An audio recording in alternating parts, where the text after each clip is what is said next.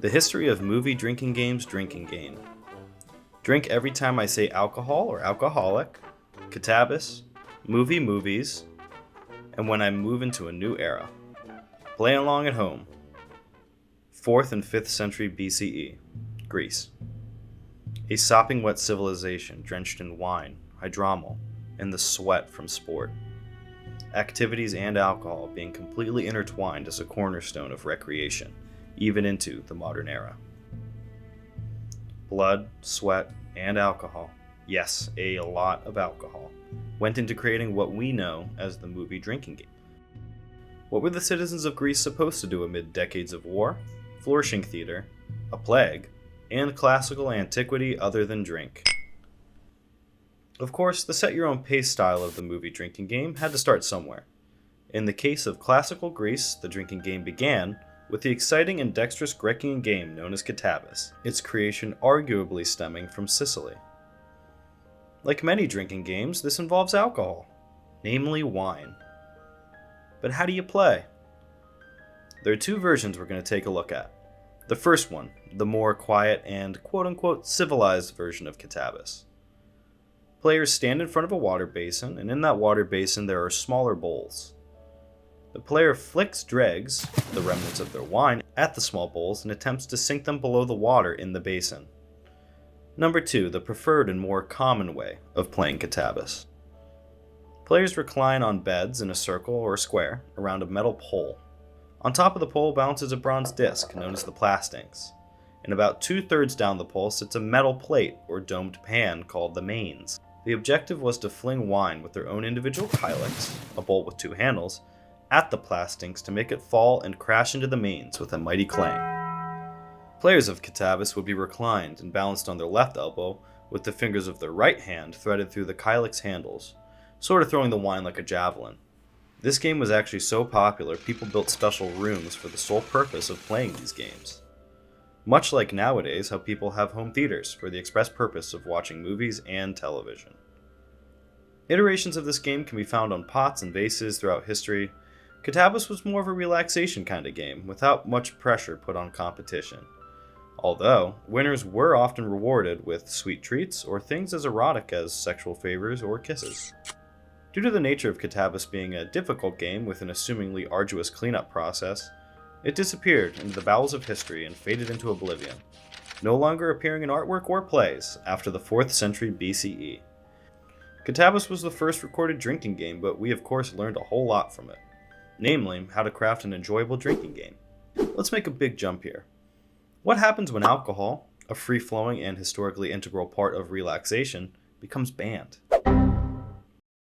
Prohibition era. As most people might know, alcohol was banned from being sold, imported, transported, and manufactured for almost 14 years in the United States. This wasn't all bad for a few reasons. 1. I didn't grow up during this time, so I didn't have to deal with that bullshit. 2. It gave birth to NASCAR. And 3. This era, in my opinion at least, led to the foundation of the movie drinking game. Alcohol consumption in this era went from a public affair to drinking in the shadows from the prying eyes of the law at speakeasies, illegal bars, and or bootlegging high-octane stuff from some very enterprising individuals.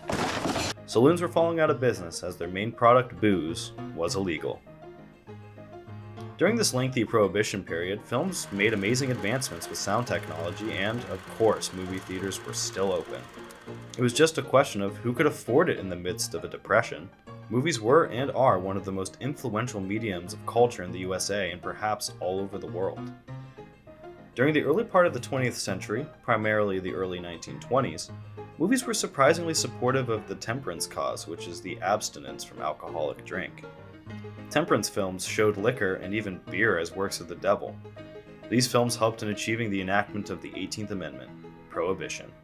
The mayor of Seattle, Hiram Gill, a man well known at the time for strongly enforcing Prohibition, stated that temperance films were directly responsible for influencing the people of the state of Washington to vote the state dry. As the era went on, temperance films became fewer and fewer, while the ones that remained seemed somewhat apologetic or even-handed about alcohol consumption. Not only were they becoming fewer, but widely more unsuccessful.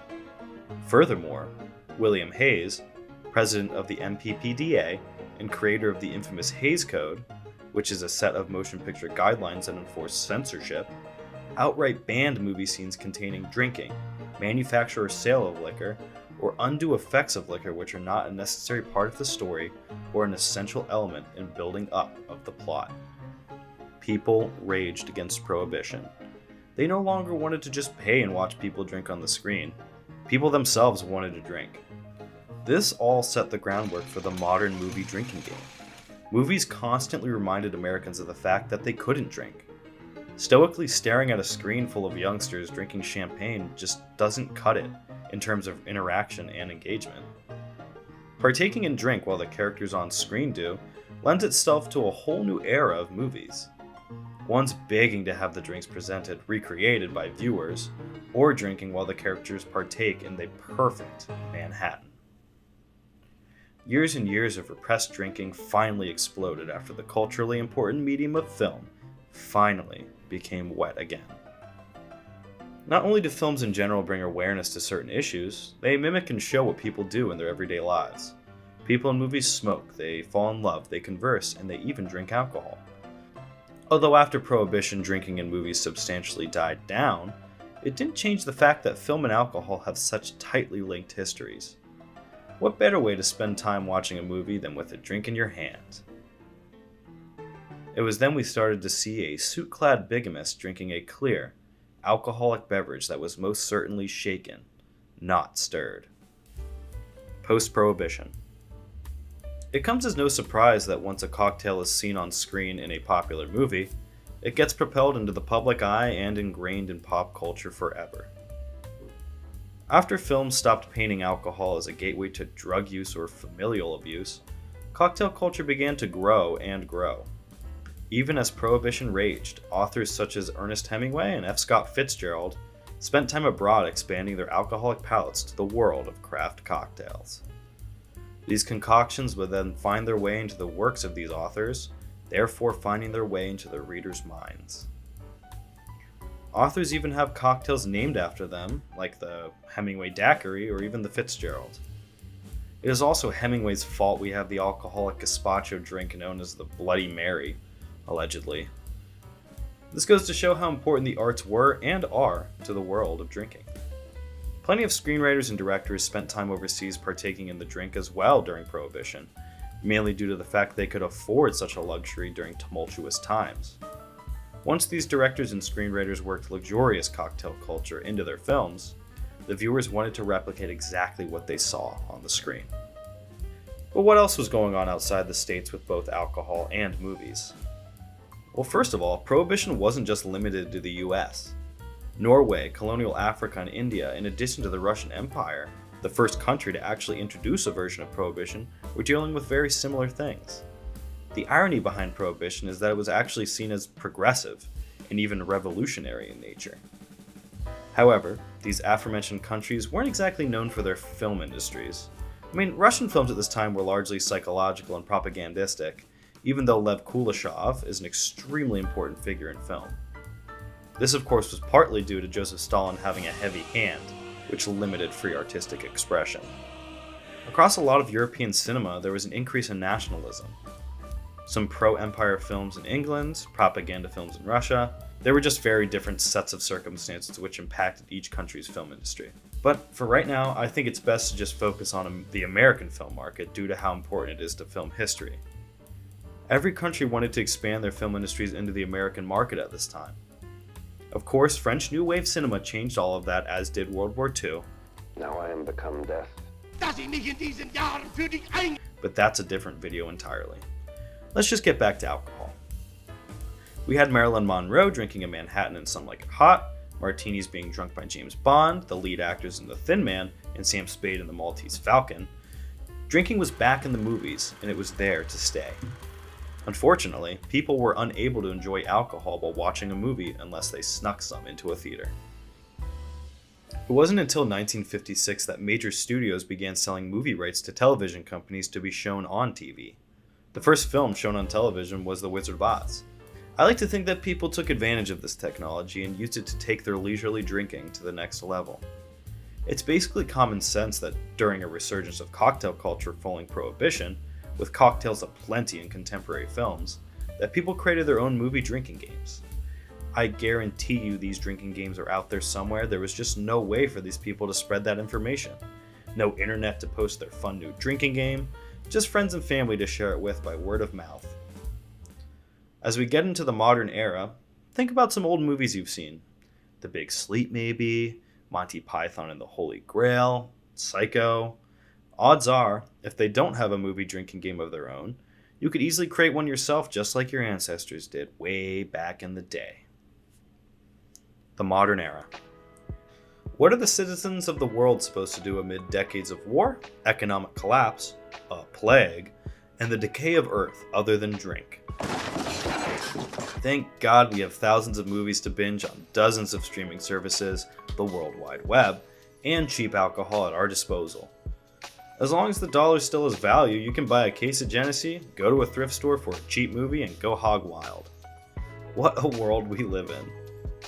As of today, I could get a case of Lucky Streak for $18, Superbad for $1 from the flea market, and some friends for $0, for some people, and have a wonderful time, which is priceless. We kinda know how we got here, but let's just go back a few decades. At this point, the cocktail is dead. The allure of cocktail culture has taken a tailspin right into the dirt. All of the magic of craft cocktails has been reduced to mass consumption purposes in the form of shelf-stable ingredients. I mean, these ingredients can still be found nowadays in supermarkets, but the uptick in craft breweries and distilleries in this day and age has turned the craft cocktail into something readily available to most consumers. At this time before the modern era, there's no balance between cocktails and film. Once everything settles down with both things, that's when the movie drinking game really solidifies. Tiki cocktails and overly stylized disco cocktails saw a sharp increase, giving hand to a more party-centric consumption. Of course, this isn't a bad thing at all, but it indicates a necessity on speed towards creating a cocktail and a lot of sweet ingredients. Instead of cutting fruit by hand and juicing ingredients, bartenders were relying on hyper-sweet mixtures to create drinks. This means mass production, which means the art of making a cocktail has disappeared. This can be traced to soon after Prohibition, but I'd say mainly the 1970s. What was happening to the film industry then? Independent filmmaking, including the porn industry, was shifting towards videotape, a cheaper alternative to producing movies made on actual film.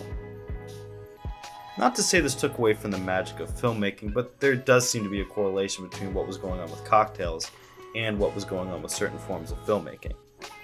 An entire change in film production with the birth of VHS threw a wrench in watching movies and drinking at home. Studios and independent producers had to adapt and catch up with an entirely new medium of film. What does this mean for the movie drinking game? Earlier I mentioned the intertwined histories of both film and cocktails.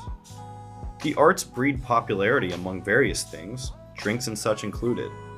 In addition, the party-centric nature of the 70s and 80s didn't lend itself to sitting at home and watching a movie. Not to say that some people didn't do that. I think it's particularly because home video VHS tapes weren't released until 1976, and it would take years before there was a large library of movie choices. The mass consumption world of partying would prevail. The 90s were when cocktails saw a modern revival. Bars eventually separated themselves from the party atmosphere and went back to the good old-fashioned roots of 1900s bartending. Perfecting original cocktails and realizing that most cocktails are just variations of the old-fashioned, the daiquiri, the sidecar, the whiskey highball, and the flip helped expand the understanding of what a cocktail really is. This is all detailed in a theory in Cocktail Codex, a cocktail book written by Alex Day, David Kaplan, Nick Fochald, and Devin Tarby. Focusing on the roots of cocktails helped put the party back in house party and leave the bar for drinking. Now, DVDs and streaming are solid mediums to view movies and TV, beer and liquor are available to most anyone of the legal drinking age, and the internet is rife with inspiration regarding damn near everything up to and including movie drinking games. Drinking games have been around for thousands of years, movies for over 100, and home media for almost 50. Movies are almost the perfect vehicle for drinking. They work for those not up to a loud party and for those that are looking for a nice social gathering. Movies are a nice escape from reality, unless you watch Uncut Gems and want to stress yourself out. The vibes for a movie drinking game are on a pick and choose basis. They can be raucous and boisterous, or they can be quiet and intimate. Movies and alcohol have reached a point where drinking in the theater is considered part of the experience. Alamo Drafthouse Cinema is a cinematic experience centered in various cities. These places serve beer, food, cocktails, and show movies new and old. You can watch older films like Spartacus, 2001: A Space Odyssey, Full Metal Jacket, and A Clockwork Orange. There are even options for mystery screenings, Weird Wednesdays, Terror Tuesdays, movie parties with themed menus and props. If you are near one and love movies, check one out as soon as possible. Everything has come full circle. From movies and theaters preaching the temperance movement to movie theaters selling the viewer all sorts of alcohol while they absorb some much needed entertainment. Well, where do we go from here? Well, first of all, you should have drank 81 times as of now if you're following the drinking game. Up next are 2 drinking games of my own creation for 2 relatively obscure movies. You can watch to the end if you want, but if not, no worries. Thanks for watching, and see ya. My own drinking games. Free Fire. Pick a character. If watching the DVD, That's what I thought. Fuck. there will be a selection of characters rotating through the disc menu. Every time your character shoots, is shot, or swears, drink. When or if your character dies, finish your drink and choose a new character. Brawl in Cell Block 99. Drink once every time a limb or bone is explicitly broken, abortionist is said, Bradley corrects someone on the use of his name, weird music plays, Bradley is a smart ass, there is an obvious and violent death, and when there is an electric shock of some sort. Drink twice every time Bradley breaks a piece of property, Bradley repeats a saying from earlier in the film, and Bradley counts down the days.